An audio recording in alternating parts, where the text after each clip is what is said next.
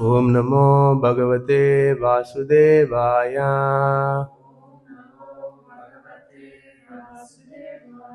Om Namo Bhagavate Vasudevaya.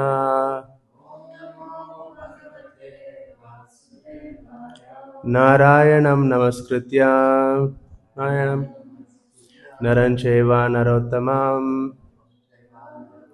Devim Saraswatim Vyasam Tato Jayamudiraye Nashtapraye Svabhadreshu Nityam Bhagavata Sevaya Bhagavatir Uttama Shloke Bhaktir Bhavati Naistiki. Hare Krishna, thank you all for joining. I'm feeling very nervous sitting in front of exalted Vaishnavas, but as a service. Hare Krishna. So we're reading from Srimad Bhagavatam, Canto 8, Chapter 19, verse number 42 and 43. Let's read the Sanskrit verse. Athaitat purnam abhyatmam yacha neti anrutam vacha sarvam neti anrutam bruyat sadrushkirti swasamrita. Athaitat purnam abhyatmam yacha neti anrutam vacha sarvam neti anrutam bruyat sadushkirti swasamritaah. Ataitat purnam abhyatmam yacha neti anrutam vachaha sarvam neti anrutam bruyat sadushkirti swasanmritaah.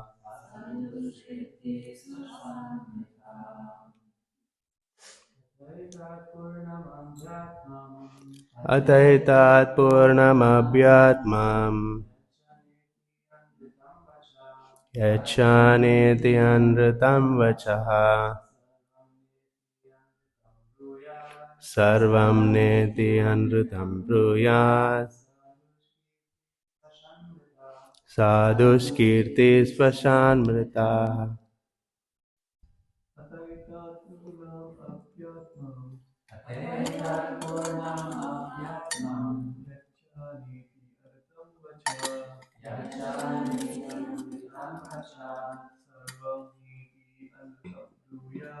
Sarvam neti anrutam bruyat sadushkirti swasamrita. Mataji's. Ataitat purnam abhyatmam yacha neti anrutam vachaha sarvam neti anrutam bruyat sadushkirti swasamrita. Let's read the translation. Thank you.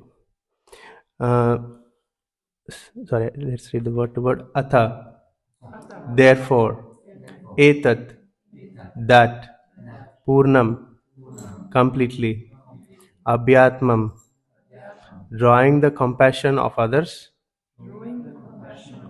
by presenting oneself as always poverty stricken. Yet, that, cha, also, na, not, iti, thus, anritam, false, vachaha, words, sarvam, completely, na, not, iti, thus, anrutam, falsity, bruyat, who should say, saha, such a person, dushkirtihi, infamous, swasan, while breathing or while alive, mritaha, is dead or should be killed. Translation and purport by His Divine Grace Srila Prabhupada ki jai. Therefore, the safe course is to say no. Although it is falsehood, it protects one completely. It draws the compassion of others toward oneself, and it gives one full facility to collect money from others for oneself. Nonetheless, if one always pleads that he has nothing, he is condemned, for he is a dead body while living, or while still breathing, he should be killed. Purport: beggars always present themselves as possessing nothing, and this may be very good for them, because in this way they are assured of not losing their money and always drawing the attention and compassion of others for the sake of collection. But this is also condemned. If one purposely continues this professional begging, he is supposed to be dead while breathing, or, according to another interpretation, such a man such a man of falsity should be killed while still breathing. The Vedic injunction in this regard is as follows: Atayathat Purnam Abhyatmam Yan Neti Sa Yat Sarvam Neti Bruyat Papi Kasya Kirtir Jayate Sainam Tatraiva Hanyat. If one continuously poses himself as possessing nothing and collects money by begging, he should be killed. Sainam Tatraiva Hanyat. So we'll just read the translation of the next verse as well. 43. In flattering a woman to bring her under control, in joking, in a marriage ceremony, in earning one's livelihood, when one's life is in danger, in protecting cows and Brahminical culture, or in protecting a person from an enemy's hand, falsity is never condemned. Thus end, thus end the Bhaktivedanta purports of the 8th canto, 19th chapter of the Srimad Bhagavatam, entitled Lord Vamandev begs charity from Bali Maharaj. Om Jnanatimrandasya Jnananjana Chakshurunmilitam Yena Tasmai Shri Gurave Namaha Shri Chaitanya Manobhishtam Stapitam Yena Bhutale Swayam Rupa Kadamahyam Dadati Swapadantiham Vandeham Shri Guru Shri Juta Padakamalam Shri Gurun Vaishnavamsha Shri Rupam Sagrajatam Sagana Raghunathanvitam Tam Sajivam Sadvaitam Savadutam Parijanasahitam Krishna Chaitanya Devam Sri Radha Krishna Padan Sagana Lalita Shri Vishakhanvitamsha He Krishna Karuna Sindhu Dinabandhu Jagatpate Gopesha Gopika Kanta Radha Kanta Namostute Tapta Kanchana Gaurangi Radhe Vrindavaneshwari Vrishabhanu Sute Devi Pranamami Hari Priye Vanchakalpatarubhyasya Kripa Sindhubhya eva cha Patitanam Pavanebhyo Vaishnavebhyo Namo Namaha Jai Sri Krishna Chaitanya Prabhu Nityananda Shri Advaita Gadadhara Shivasadi Gaura Bhakta Vrinda Hare Krishna Krishna Krishna Hare Hare Hare Rama Rama Rama Hare Hare. Namo Vishnu Padaya Krishna Prasthaya.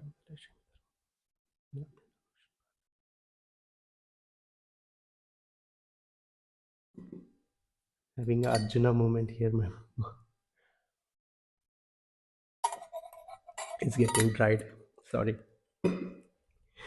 Since these are last two verses of the chapter, I thought I'll just give a little prelude so that it actually is very nice to hear the story. So I have to keep track of the time. So there is always this tussle between the demigods and the demons. So one who follows the orders of the Supreme Personality of Godhead and obeys, they are demigods, and those who resist, refrain, or they are called demons. So always there is competition between them, and they always fight. And it came to a point that demigods, in the previous chapters you might have read in the canto, demigods conquered these demons, and demons were like Moros. But then, by the grace of Shukracharya, he brings them all alive. Even Bali Maharaj, he brings alive. And Bali Maharaj accepts him as a spiritual master. And then Bali Maharaj satisfies the Brahmanas from the Bhrigu dynasty and becomes so powerful.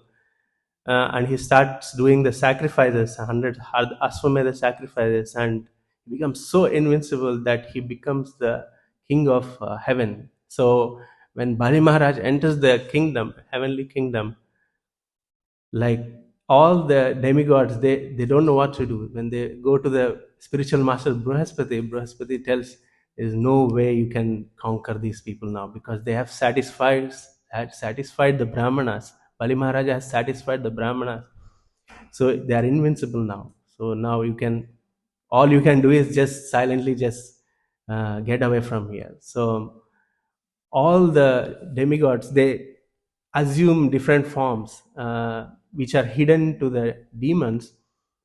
It's called in Sanskrit kama rupena. Whatever form they like, they just transformed, and they just left from the heavenly kingdom. And then Bali Maharaj takes over all the three planetary worlds. Now Bali Maharaj is now the king of all the three planetary systems.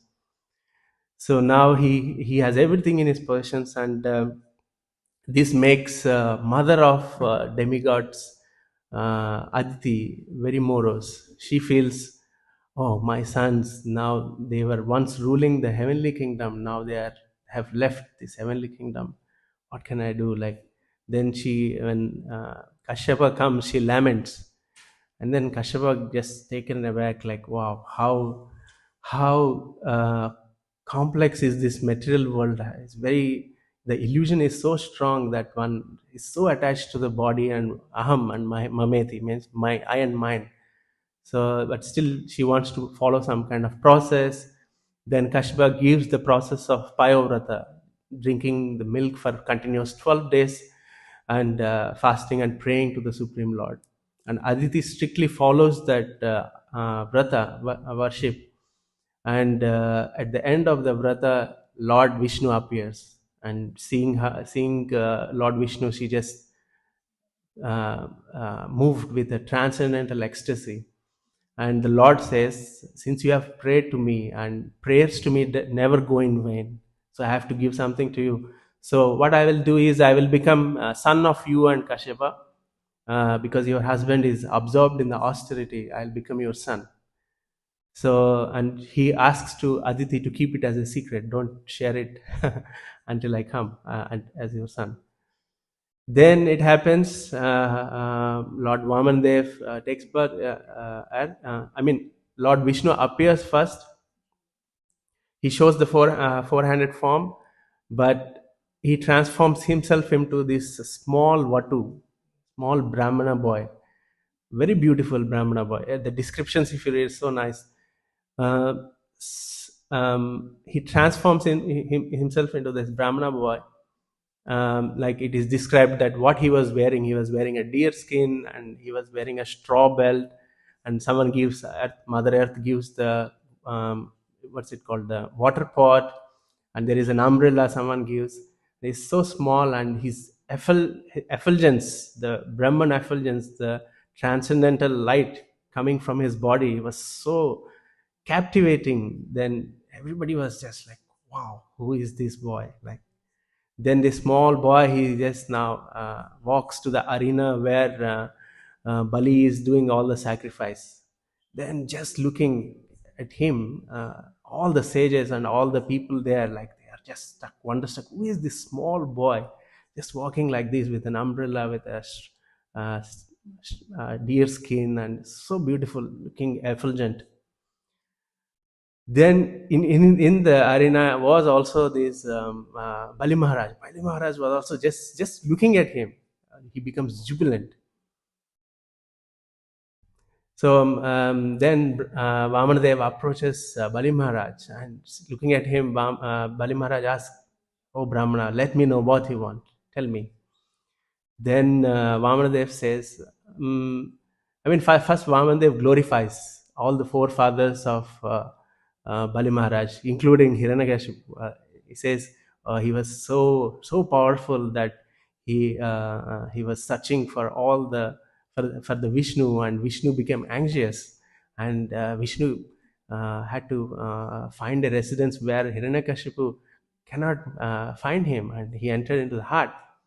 The purport, Prabhupada writes very nicely that anxiety of Krishna is not that he's afraid of Hiranyakashipu. He's he's anxious how he can become Krishna conscious. So that's why he moved into the heart. Of course, he was already in the heart of every living entity. Then he glorifies Prahlad Maharaj. Prahlad Maharaj is such a pure devotee. He's a Mahajan. Then he also glorifies Virochana, and then he also says, "You are born in such a family, so definitely when I ask you something, definitely you are not going to reject me. You are such a wonderful, coming from such a line." Then Bali Maharaj becomes even more like, wow, what is this small boy speaking philosophy like this and glorifying? He becomes so moved. And then he says, "Oh, it's okay. You just ask me what you want. Once you ask me, you should not feel like asking anyone anything else. I will give you an island." Island means is not like one small island, Andaman and Nicobar Island or Pamban Island. It's not small island. Island is actually, there are 7 islands. It is said that one of them is like, for example, Jambudvipe, like they call it, or I don't remember the names, but one of them is Jambudvipe. Is actually a planet. So Bali Maharaj is saying, "I'm going to give a planet, not just in his words." So he's ready to give anything. But then Vamanadev, very important lesson is Vamanadev says one should accept as much as one needs. Otherwise, there is no end to this greed. I cannot take whatever I want. So actually, this is one of the lessons which has actually helped me. Like especially when friends from the same cohort, we get finish our studies, and when we go to job, one friend gets a little high paying job and one gets so it happened to me that I was in that position. I was thinking, why like, it's just few dollars, like. But then I came back, I reflected, like, why is this feeling coming in my heart? And then I came to this section of Bhagavatam, and then when I read, it gave me so much of peace. Like, yeah, what difference does it make? Few dollars. It actually, what actually matters is how much am I giving for the Lord. That is what is actually matters, not how much I get. How much am I giving to the Lord with what I get? So then actually that has helped me in one sense.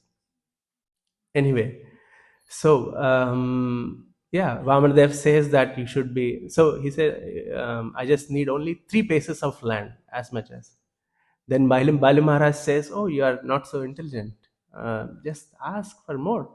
He says, "No, just 3 paces of land." And Bali Maharaj says, "Okay." Then when actually, I should also say that when Bali Maharaj comes, Vamanadev comes, Bali Maharaj also washes and he puts it on the head, on his head. He becomes so purified.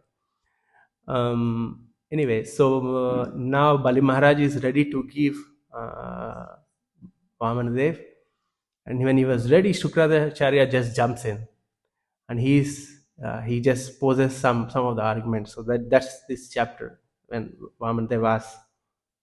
So this is what Shukracharya says. I'm just paraphrasing it. So this is actually Vishnu. Bali Maharaj, this is actually Vishnu. No, this person is actually working against the interests of you. So whatever he does, he will give it to only demigods. So better you don't give. So what else he says? And this will actually bring the great harm to the demons. And to the point he knows that he says, now these Vamanadev will actually occupy all the 3 worlds, and you will have nothing to give. So please don't jump in and try to give. because once you give, he occupies all the three worlds, and you will not have anything to give, then actually you will have to reside in hell. So please refrain yourself, don't give. And then the last verse, yesterday Prabhuji has spoken. He says, and he starts giving the argument, like, because he's a very intellectual person. He says, because when you said that you will give, and you didn't add om in the front, so you can still be what is that, nullified in one sense, because you didn't add om, so you can still be taken back, the word that you have given. So that brings us to the today's words. So he's saying this: therefore, the safe course is to say no, and although it is falsehood, it protects one completely.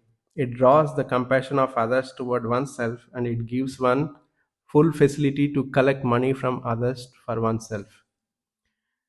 So actually, yesterday when I was reading, I was very much bewildered. Like, the first line was okay, but the second part was a bit too difficult for me. I couldn't manage. Like, why is he suddenly talking about the begging part? He's talking about it will draw the compassion, it will give one full facility. But actually, this verse has to be seen in conjunction with the 43 verse, where is very nice by Krishna's Maharaj. So, what Sukracharya is trying to say is here, he is saying what can be condemned, what falsity can be condemned, and what falsity cannot be condemned. So, if we read this verse first, what falsity can be condemned is this, he is giving these arguments. A woman, in flattering a woman, you can show falsity, in joking, in marriage ceremony, etc., and all these things. These things, falsity is condemned. That means you can speak little false, I mean maybe not truth, and this is still is never condemned. And what is condemned is stated in this verse. He's saying that one can beg, that is still okay, but if he continues to beg, posing as if he wants to gain more money, then that is condemned. So I felt very nice reading this section. So I wanted to touch upon like how confusing is Shukracharya's words here. For example, I'll just share here. He's saying two things here. I'll just pick two things. He's saying, in earning one's livelihood, one can the falsity can never be condemned. In protecting cows and Brahminical culture, falsity can never be condemned. Uh, this is so confusing because I mean, I was trying to think of a crude example. For example, I have a child. My child comes to me and says that what should I say to my friends who are not in the not devotees. They are asking me to come to some place where uh, all these four unmentionable things are happening. So I don't want to go there.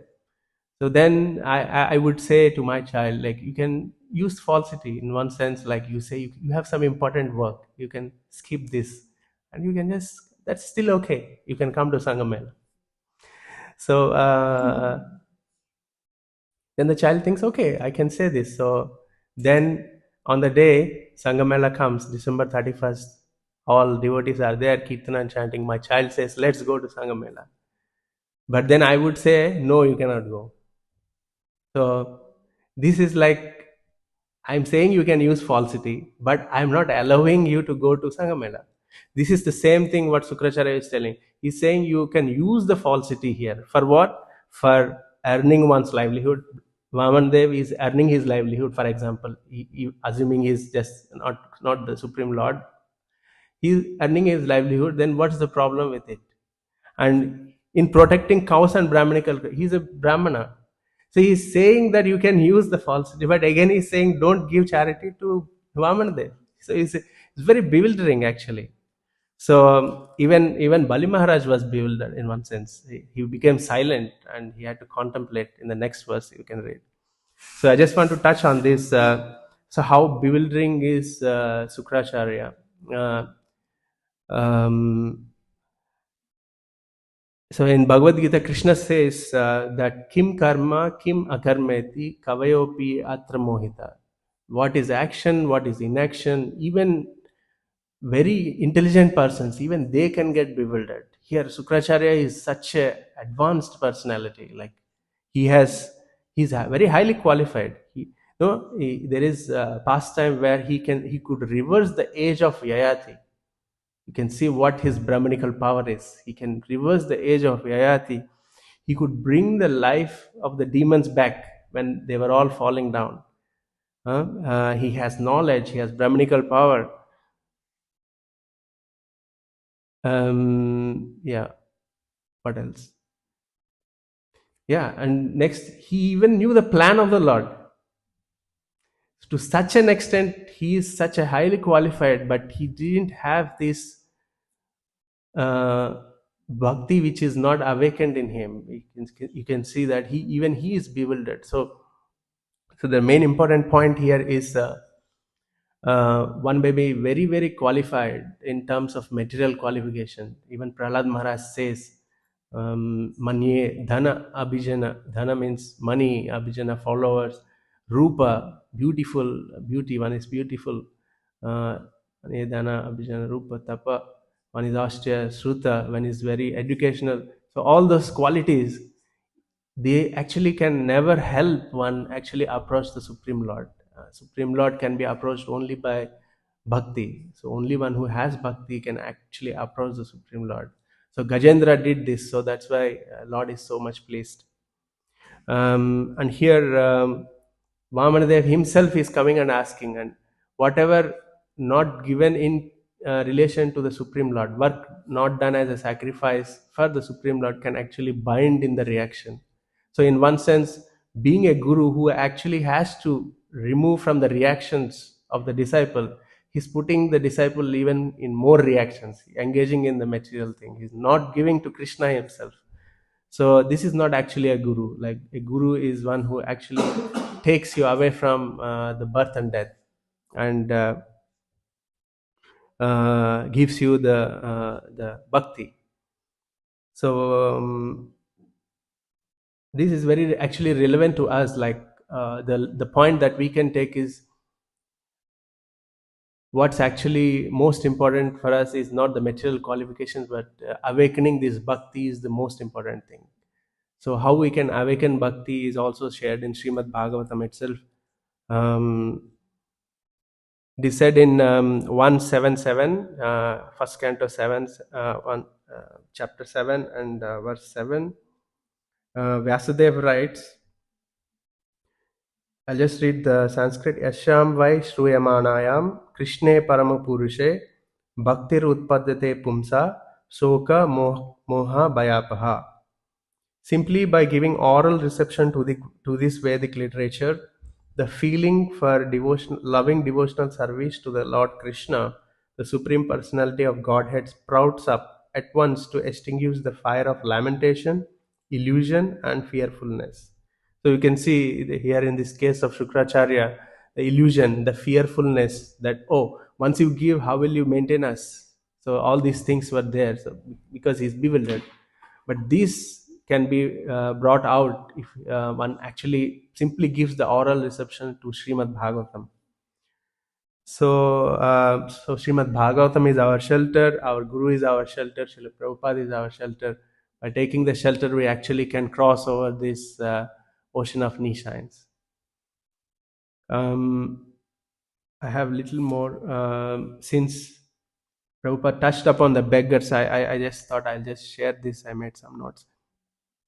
So there are actually two kinds of beggars. One is professional beggars and one who is selfless.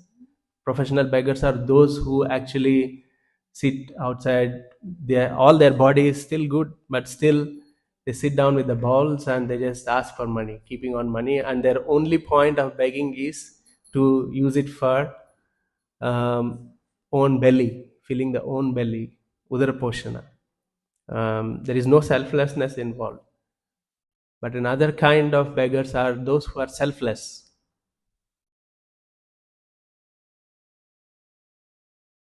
So again, these selfless beggars can be divided into another two types.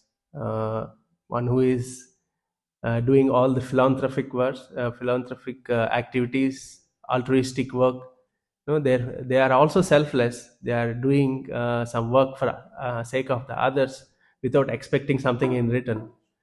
But it is limited to the body. But there is another kind uh, who are really selfless and who give something to the spirit. For example, um, um, so these kind of beggars are actually glorious beggars.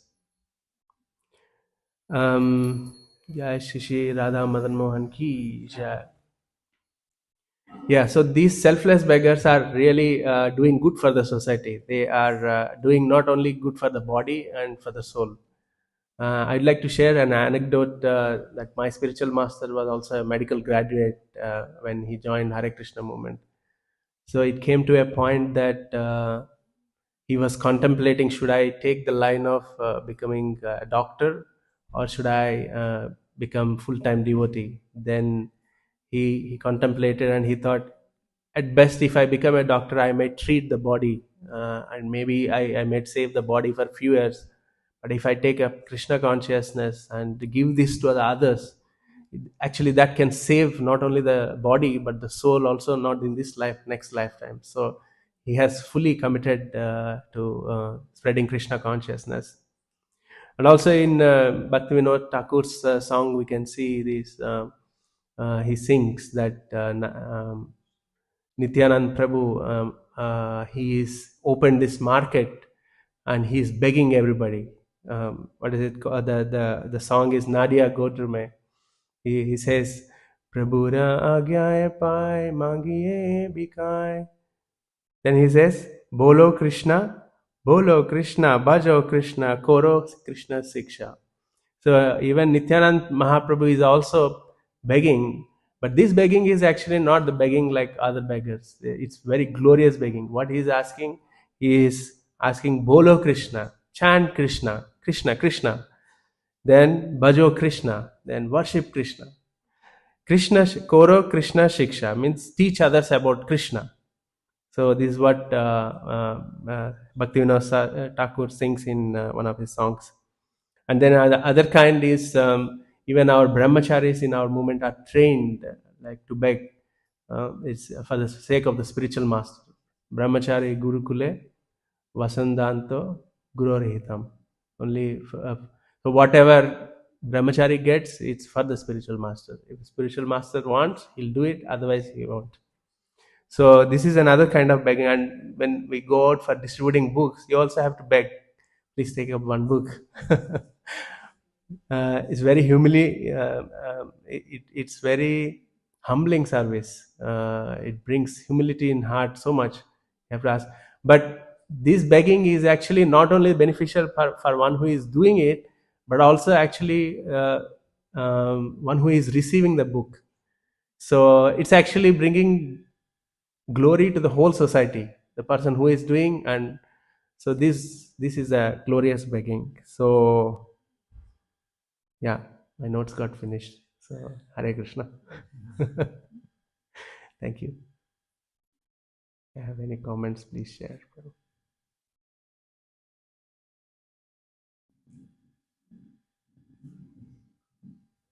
Yeah, thank you for a wonderful lecture and also bringing the whole overview of the pastime. It's really very enlightening to see that. I think you were mentioning that the main point was that actually bhakti is important, maybe not the externals. And that's something we often hear, and I think every one of us believe about that. How is how do we make it happen? Uh, how we make the switch from the external stuff happening around us and developing this bhakti? How can we increase a little bit more those moments of bhakti in our day-to-day life? What would be your experience? Or what can we do to increase this devotional feeling? Because this is the most important. We are convinced, but at the same time, it seems sometimes so difficult to do it. So, what will be your experience or advice, tips, how we can develop more those feelings of devotion? My experience, I don't have any experience, so my experience doesn't have any value. But what I've heard is, when you have these things, the best thing is to dovetail towards Krishna consciousness. So it's not a bad thing to have these kind of things. Like, you have followers, you may have someone whom you are taking care, you have money. You can actually use everything in Krishna service in spreading the Krishna consciousness. And the second thing is, when we have this, the tendency is immediately we become proud. So one should always think proud. One should all.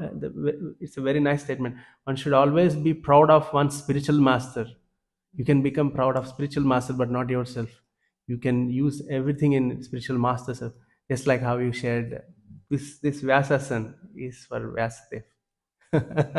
It's not for me. No, I share an anecdote, very nice anecdote.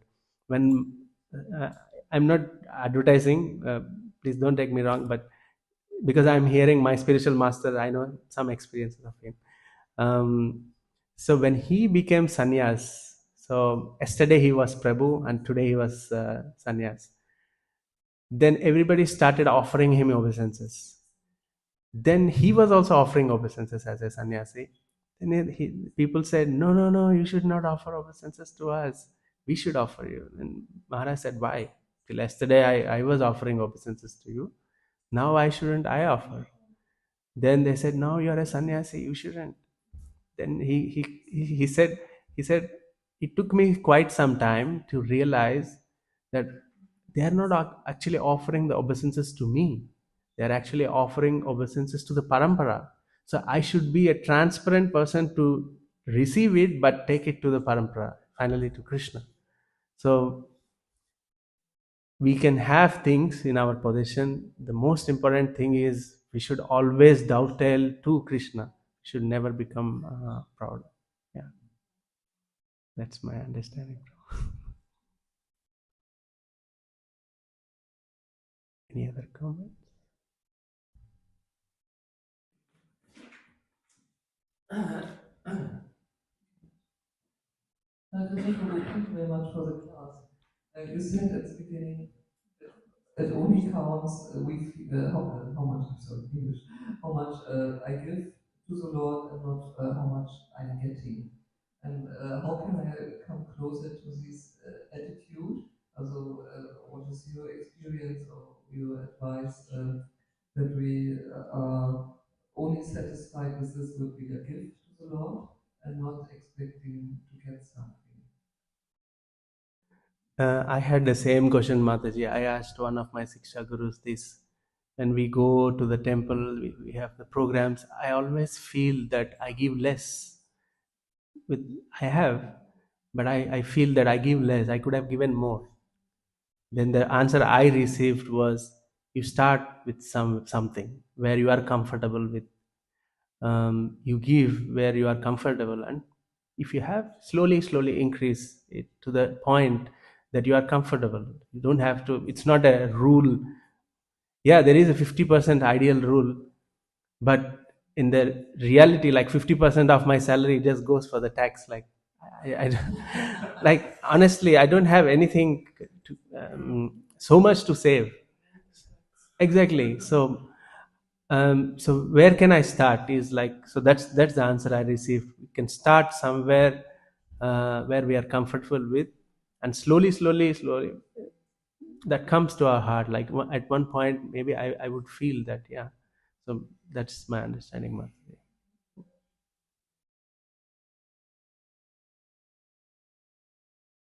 Please, another question, if you don't mind. If no one else has a question, huh? Regarding this selflessness and the beggar and asking, because sometimes there is this confusion in Krishna consciousness. I should be selfless, so why do I ask anything to the Lord? Or why? So should we pray to the Lord? Please help me. Please, in that way, or that selfish? We should not do it. Again, I had the same question. Yeah, this is very nice. So, should we ask the Lord that please help me, please save me, please take care of my kids, or I mean, or we should just remain like Prahlad Maharaj and putting in the oil or fire, we just remind you protect, protect. So, um, it depends on our consciousness. So, and it is also not wrong, like for a mother to take care of the kids, going and asking to the Lord is happy to do that, but not in a way that give me money and trying to. So maybe that is not so good, but asking the Lord, whom will we ask, whom do we have to ask? We have only our Lord, like we can only ask him, if at all we can ask. So it depends on the consciousness of the person, and one has to judge one's own self. um, where am I, like I can ask, or pure devotees don't ask. Pure devotees might not, but am I at that level? Maybe I'm not. So it's better to be honest and go in front of the Lord and ask if I have that. uh, um, and even you can ask the spiritual things. Yes, let this movement go grow like anything. So these are all spiritual desires. Kunti Devi also asked, like, let my desires flow into you. But she has the spiritual desires. But let me just come to you. Let all this. So see, the point she is making is, let the material desires not be, uh, uh, not asking for the material desires, but asking for the spiritual desires. Yeah, I don't know if I am clear. Yeah.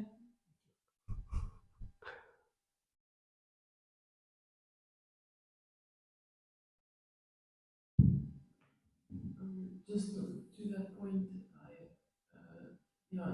I always also say, who else are we going to ask if not Krishna?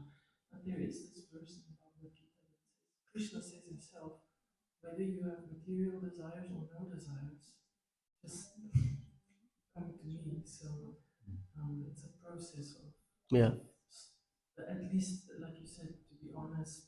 If you have material desires, then at least be honest about yeah. it, and then slowly, slowly work your way up to not be detached. At least that helps me to know whatever Krishna is the person that you're going to ask. And the very nice thing about Lord Krishna is, Krishna is an amazing person. Like when he gives, he actually purifies you from the desire. No, when he gives, you don't get attached. This is the difference between the demigods and giving something, and Krishna giving something. When demigods give something, the tendency still remains. But when Krishna gives you something, he actually not only gives you, he makes sure that you will lose the tendency to ask next time, or you are already satisfied. No, like Dhruv Maharaj, like he said, I'm going to give you the planet. Dhruv Maharaj says, no, I want to go to. So I was looking for a broken piece of glass. He says, Swamin Kritartosmi Varam Nayache. I said, I'm already satisfied. I don't want to ask you anything. So purifies, but still Krishna gives him to planet to rule the 36,000 years, and he makes sure, and then he comes back to the planet of Dhruva. So Krishna is so kind. Like this is the best fortune we can ever get in our lives, where we can actually, in one sense, take back seat and don't have to worry. Like Krishna will take care. Like even if we get puffed up, you don't have to worry, because he makes sure that we lose our pride. So Krishna is so kind and so merciful. Hare Krishna.